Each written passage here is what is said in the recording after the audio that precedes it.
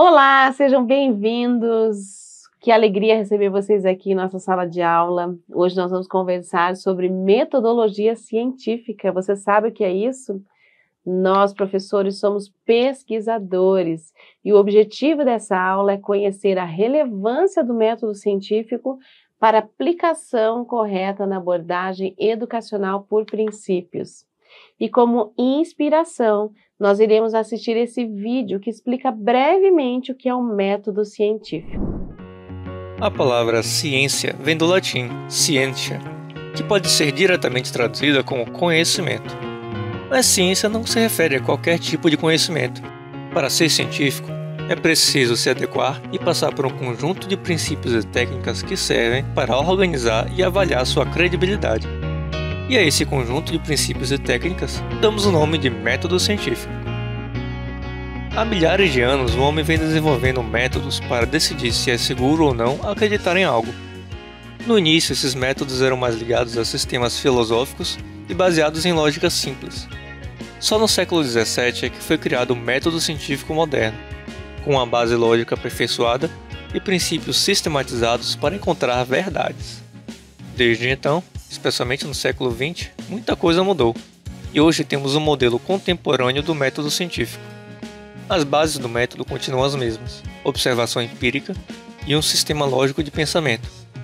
Porém, o foco do cientista não é mais provar que algo seja verdadeiro ou falso, porque hoje sabemos que isso é impossível. Qualquer teoria, a princípio considerada verdadeira, está fadada a ser questionada e modificada por futuras evidências.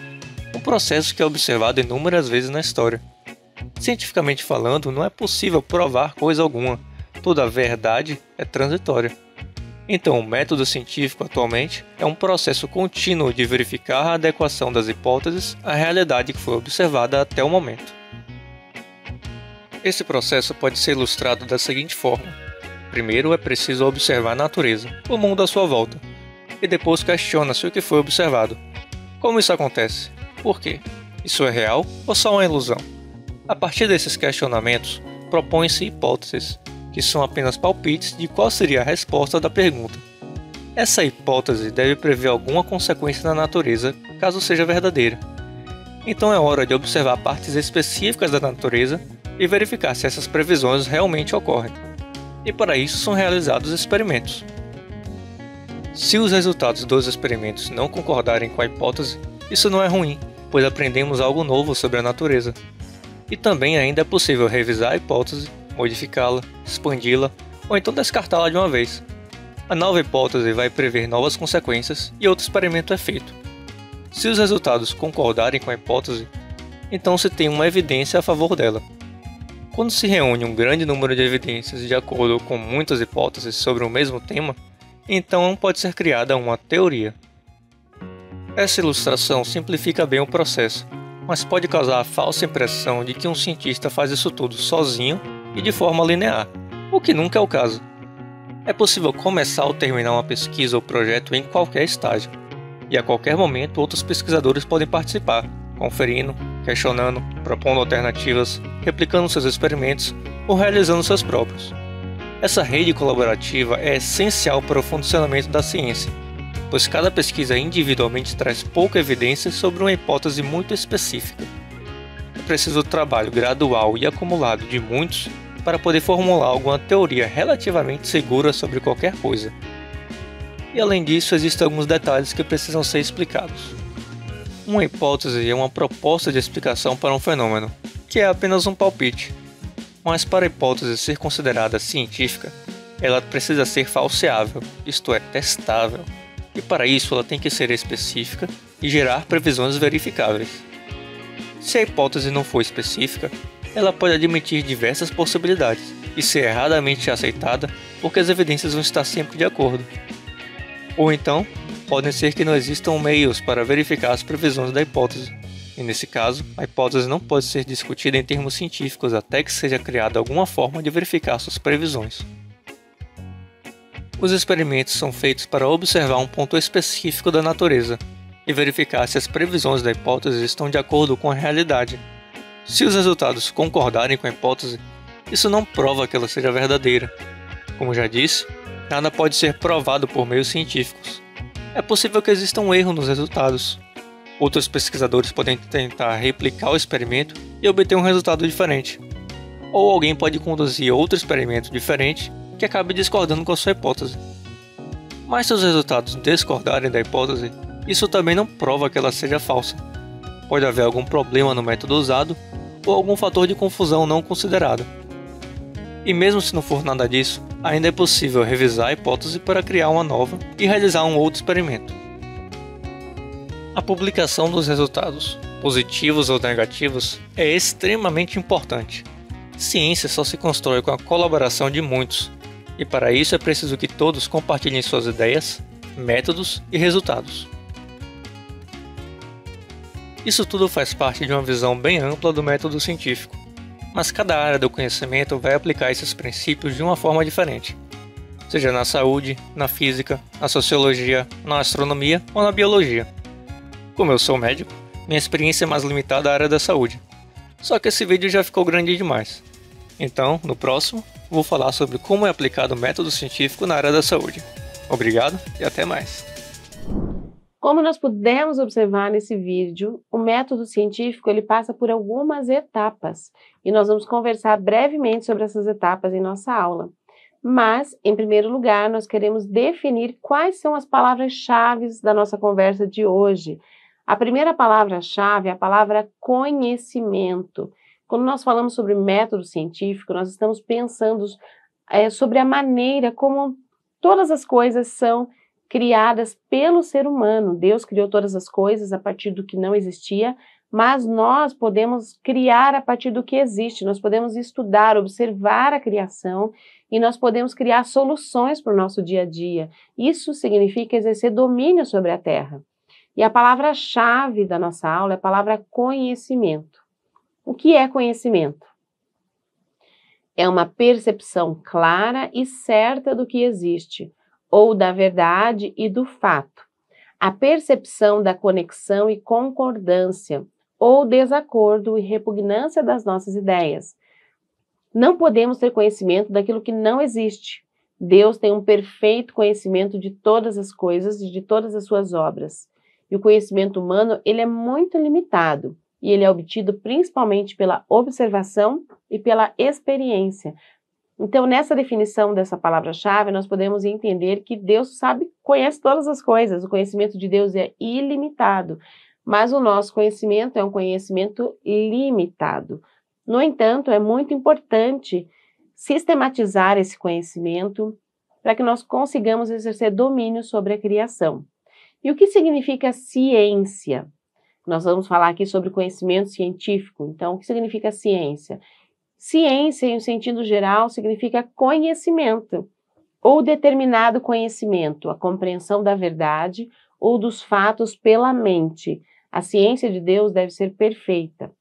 O que significa a palavra científico? Produzindo certo conhecimento ou demonstração como uma evidência científica.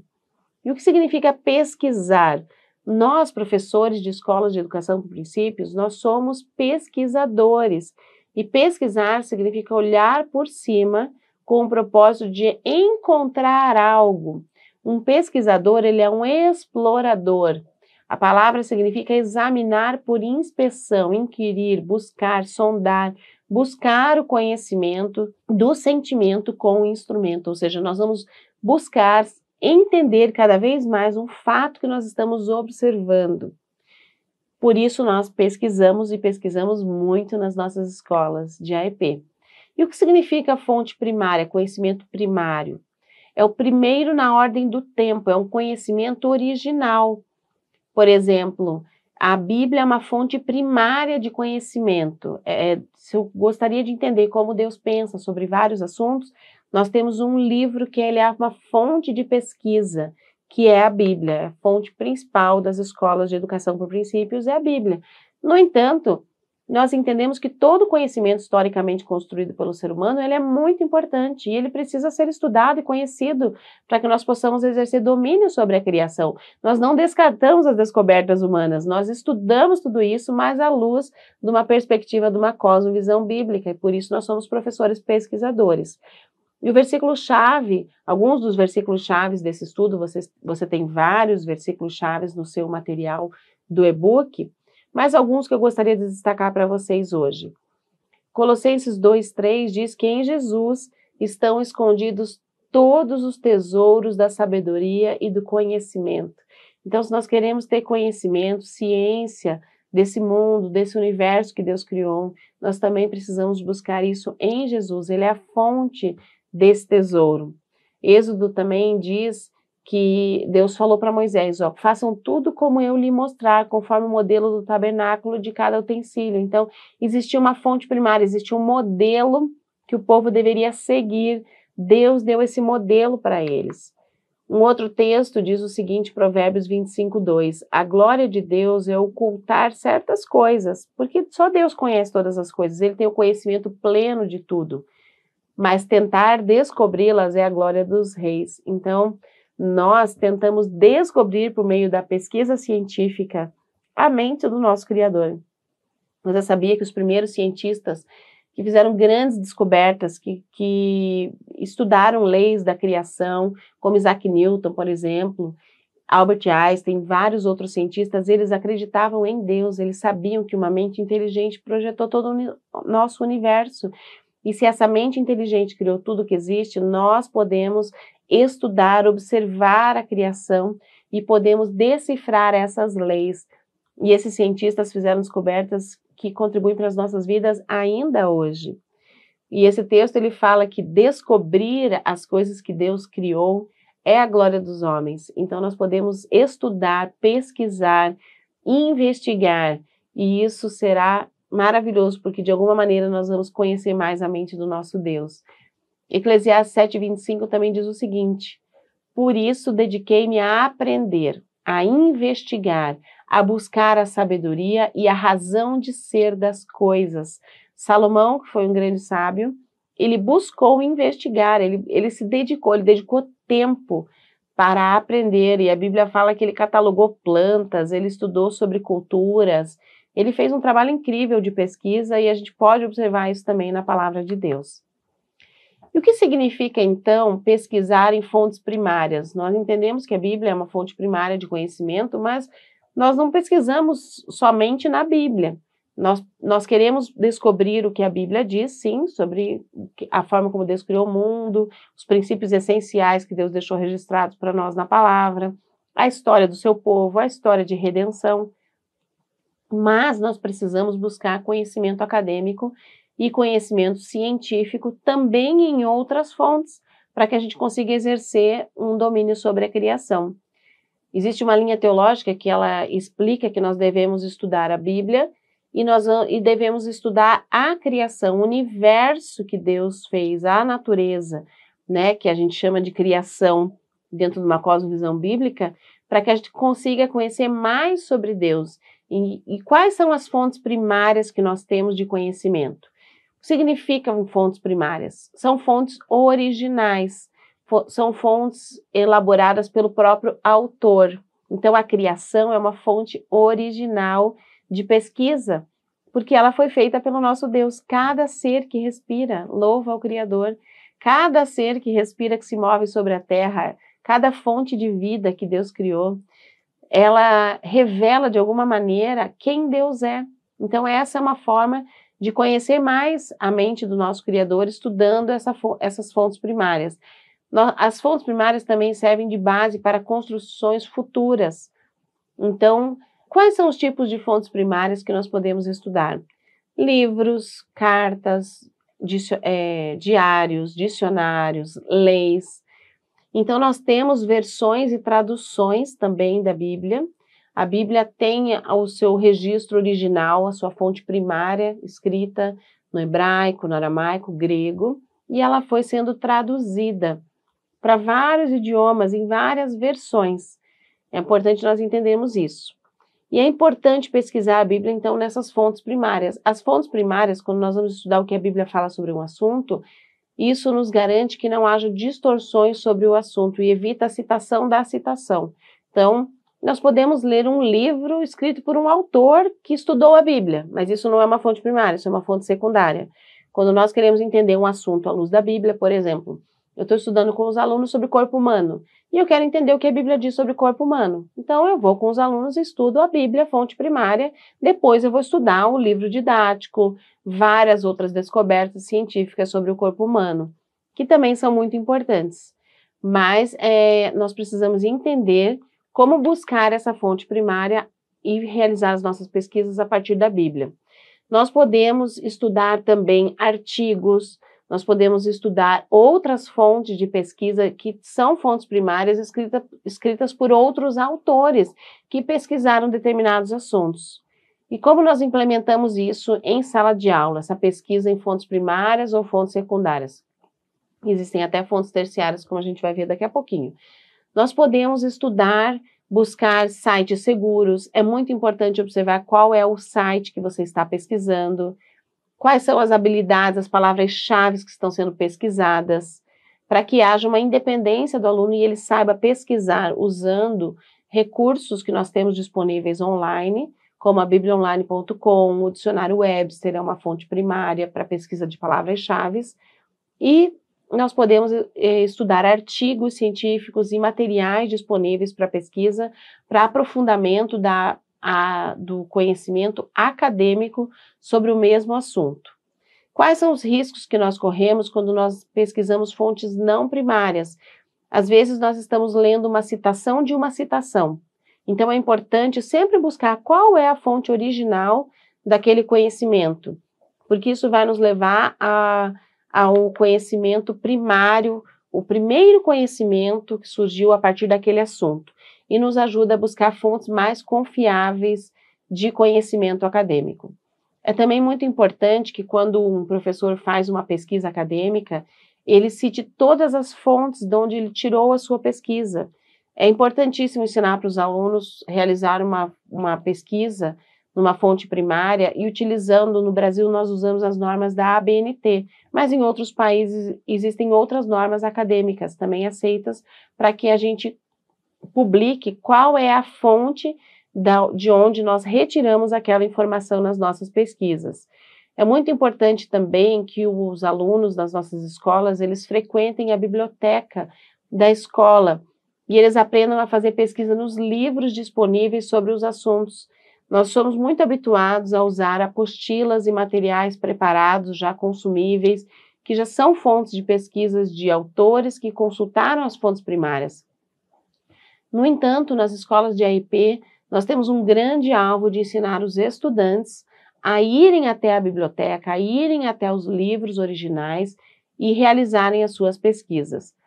Nós também podemos usar fontes onde nós temos artigos acadêmicos sobre os assuntos, ou seja, pesquisadores, pessoas que se debruçam sobre os assuntos, que nas suas publicações de graduação, pós-graduação, mestrado, doutorado, elas fazem descobertas e elas publicam essas descobertas. E essas descobertas, elas estão disponíveis em sites como o Google Acadêmico, o Cielo. Nós vamos deixar várias fontes de pesquisa para vocês no seu e-book. E é muito importante que o estudante ele aprenda já desde o início da sua caminhada, da sua trajetória acadêmica, a utilizar essas fontes de pesquisa, inclusive nesses sites acadêmicos, porque isso trará um aprofundamento nos seus trabalhos e nas suas pesquisas. E agora vocês podem observar nesse slide que existem diferentes fontes de informação. Não existem apenas fontes primárias, como nós já falamos anteriormente. Existem fontes primárias, fontes secundárias e fontes terciárias e também fontes iconográficas. Então, observe com atenção a diferença entre essas fontes e lembre-se sempre de buscar primeiro as fontes primárias. Então, a fonte secundária, que já é um livro escrito sobre determinado assunto, ela também é muito importante e é importante usar não só uma fonte secundária. Se você está pesquisando com estudantes sobre um determinado assunto, por exemplo, na disciplina de geografia, está pesquisando sobre mapas, é importante buscar diferentes atlas, você não precisa buscar uma única fonte. Fontes online, materiais impressos, porque isso enriquece o processo de pesquisa do estudante e a formação de um estudante pesquisador. Nós temos também fontes terciárias, como nós vimos ali, e as fontes iconográficas. É importante nós observarmos essa frase dita por Landa Cope. A ciência, de todos os campos, é o mais limitado, porque os cientistas não podem descobrir nada que Deus não tenha criado. Certamente, os cientistas podem criar teorias que não são baseadas em fatos, mas eles não podem criar leis ou novas verdades no cosmos. Eles podem apenas descobri-las. E é incrível que Isaac Newton ele disse que ele fazia da principal descoberta dele, que esse universo que ele estudou tanto, as leis da física, ele só podia ter sido criado por uma mente, por um ser superior e por uma mente muito inteligente. E ele fez dessa a sua mais elevada descoberta. E é isso que Landa Cope está dizendo aqui, que os cientistas, nós, pesquisadores, nós faremos muitas descobertas, mas todas as leis já foram estabelecidas na criação. E o método científico, ele nos ajuda com passos determinados, com um processo organizado e sistematizado a realizar novas descobertas. E nós estamos em escolas de educação por princípios, estamos em projetos sociais, educacionais, nos quais nós queremos incentivar cada vez mais a formação de novos cientistas, cientistas que observam a criação e buscam criar soluções para os problemas ao seu redor, com base numa cosmovisão bíblica. E nesse sentido, nós estamos observando agora os passos do método científico.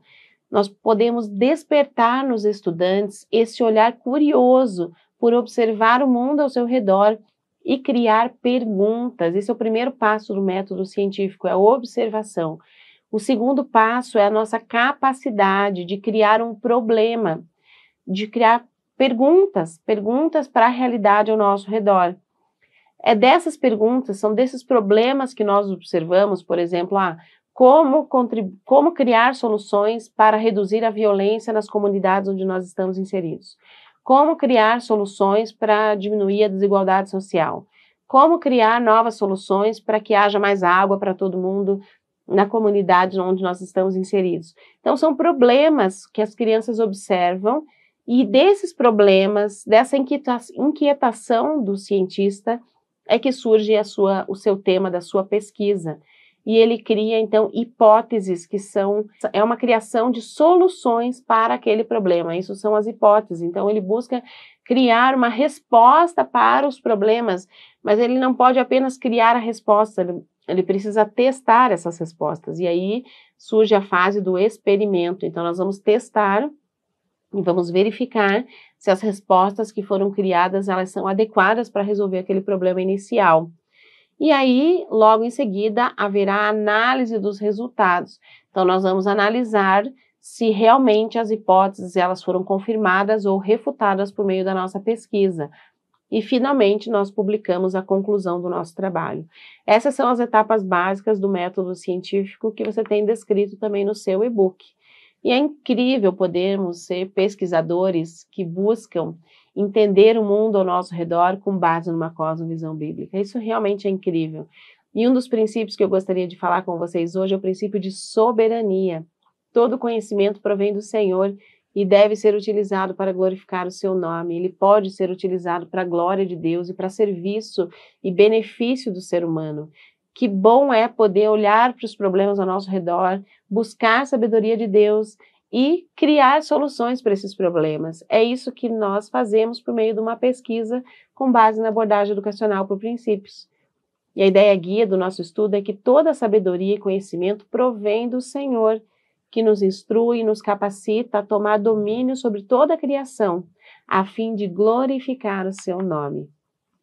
Nós podemos observar todos os princípios sendo aplicados a esse assunto, e você tem semeadura e colheita, quando nós utilizamos pesquisas em fontes primárias e nós coletamos informações de confiança, isso refletirá na qualidade do nosso conhecimento e toda a produção acadêmica que vai ser produzida pelos estudantes. O princípio do autogoverno ele é muito importante porque nós precisamos ter paciência, pesquisar em fontes primárias, secundárias, mesmo terciárias ou iconográficas requer tempo, então nós precisamos de muito autogoverno, um projeto científico demora anos para ser desenvolvido.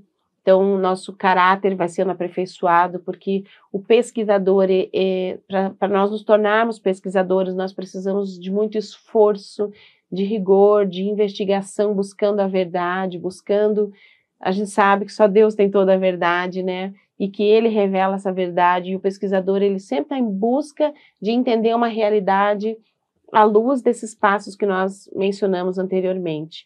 O princípio de aliança nos capacita a desenvolvermos todo o nosso trabalho acadêmico, sabendo que nós dependemos de Deus e também de outras pessoas que vieram antes de nós e já contribuíram com essa pesquisa. Nós estamos colocando um tijolinho a mais, né, um degrau a mais em determinados temas que nós estamos pesquisando. O princípio de individualidade também ele é muito importante, porque cada fonte primária ou mesmo secundária, as demais fontes, ela precisa ser analisada na sua particularidade, e nós precisamos ter essa ciência e esse rigor na busca dessas fontes, né, nas melhores fontes, na escolha das melhores fontes que nós traremos para a sala de aula para estudo com os alunos. Agora nós queremos conversar sobre como aplicar, então, o método científico e as pesquisas usando essas determinadas fontes que nós citamos anteriormente em sala de aula na escola da educação infantil ao ensino médio ou liceu, dependendo do país no qual você esteja. Primeiro exemplo que nós trouxemos nesse slide é sempre iniciar uma pesquisa a partir das palavras-chave, como nós já estudamos anteriormente, e essas palavras-chave e a definição dessas palavras nos levam a uma pesquisa bíblica. Então, a partir das palavras-chave identificadas, nós podemos pesquisar a Bíblia como fonte primária para partir do entendimento do que a Bíblia diz sobre determinado assunto. Seja qual for o assunto, em qual área do conhecimento, nós podemos buscar entender. A Bíblia fala algo sobre isso? E se a Bíblia fala, o que nós podemos trazer para a nossa pesquisa? Qual é a contribuição da cosmovisão bíblica para essa pesquisa? Uma outra fonte de pesquisa importante, de acordo com a faixa etária das crianças, é a legislação do país. O que a lei desse país fala sobre isso? Por exemplo, se você estiver estudando com as crianças sobre brincadeiras antigas, você pode pesquisar o que a Bíblia diz sobre brincar. A Bíblia fala sobre isso, né? Tem vários versículos, já fizemos uma pesquisa sobre esse aspecto.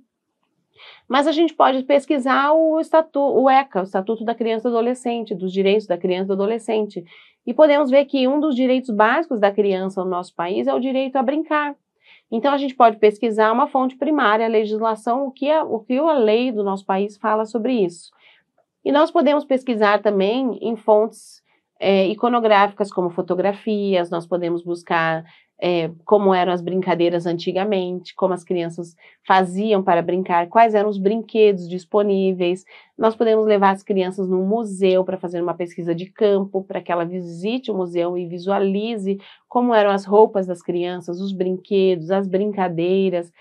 Podemos reproduzir essas brincadeiras em sala de aula. Então, observe que riqueza uma pesquisa sendo feita a partir de um tema tão simples como o tema de brincadeiras. Então, nós podemos usar várias fontes de pesquisa para poder ensinar esse tema para a criança. Quais são as brincadeiras tradicionais do nosso país? Quais são as brincadeiras que os seus pais, os seus avós faziam? Ela pode fazer uma entrevista com os seus pais, com os seus avós, identificando quais são as brincadeiras que eles faziam também. Então, são várias formas de exploração de um tema que pode ser feito, inclusive, na educação infantil para essa pesquisa. Nós estamos observando ali no slide também, de acordo com o tema que nós estivemos pesquisando, nós podemos fazer uma observação externa. Então, digamos que você esteja estudando com as crianças sobre as plantas.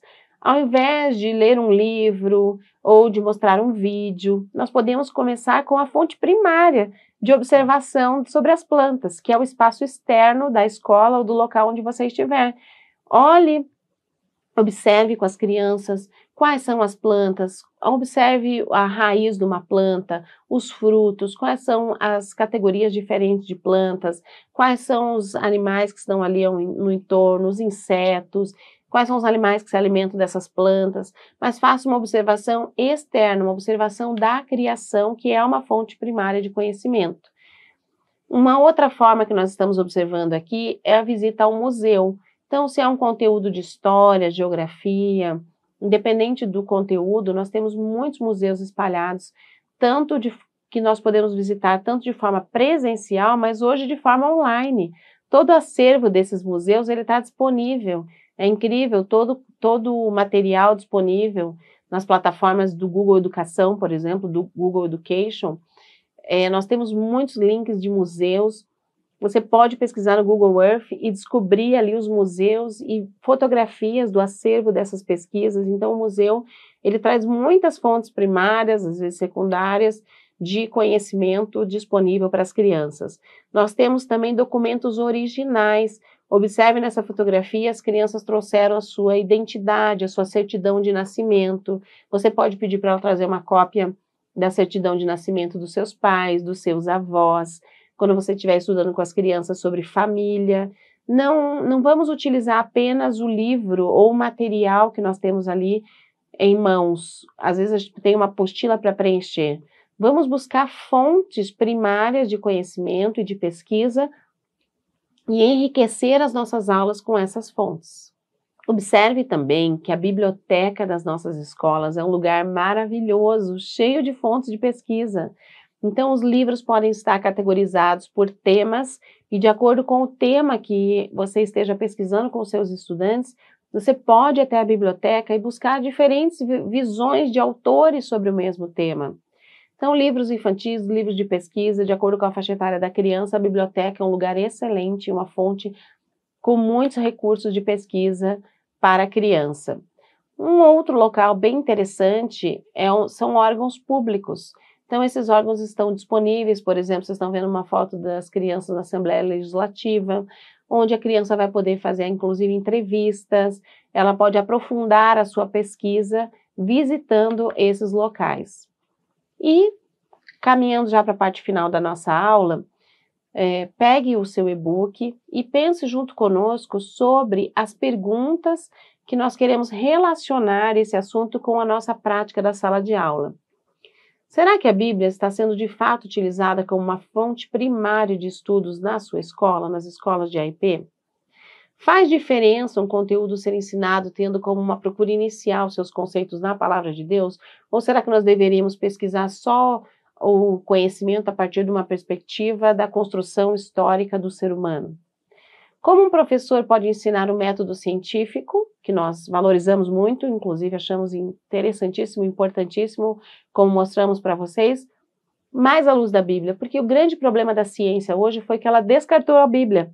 Ela fica simplesmente com as conquistas e as descobertas do ser humano sobre a criação. E pouco se pesquisa sobre a Bíblia nessa ótica em relação a todas as áreas acadêmicas e todos os conteúdos acadêmicos. Normalmente se pesquisa mais numa perspectiva moral ou religiosa em outras áreas. Mas a gente entende que a Bíblia é uma fonte primária e que tem toda a fonte de conhecimento que nós precisamos a partir dela. Mas não exclusivamente, a gente vai pesquisar, sim, todas as descobertas feitas pelo ser humano que vai agregar, então, dentro dessa formação de uma cosmovisão bíblica desse aluno. E mais uma pergunta, realizar uma saída de campo com os alunos, uma pesquisa de campo, visitar um museu, favorece o processo de aprendizagem? Na sua escola, vocês costumam fazer essas pesquisas de campo, esses passeios culturais? Que tal fazer um plano de ação desde o início do ano, de quais serão os passeios, as pesquisas de campo que você vai realizar com o seu aluno? Sejam pesquisas dentro da escola, pesquisas utilizando fontes de conhecimento da própria família, usando a biblioteca, sejam pesquisas em locais como museus e outros locais interessantes na sua cidade. Então, pense sobre isso, responda as nossas perguntas e lembre-se que Noah Webster disse o seguinte: a educação sem a Bíblia é inútil. Então, é muito, muito importante, sim, desenvolver uma educação acadêmica de qualidade. É para isso que nós estamos aqui. No entanto, não vamos deixar de lado a nossa fonte primária e maravilhosa de conhecimento, que é a Palavra de Deus. Muito obrigada por ter assistido essa aula. Eu espero que você seja um professor pesquisador, que você forme estudantes pesquisadores e conte conosco, porque nós estamos em aliança para inspirar, amar e servir vocês. Muito obrigada.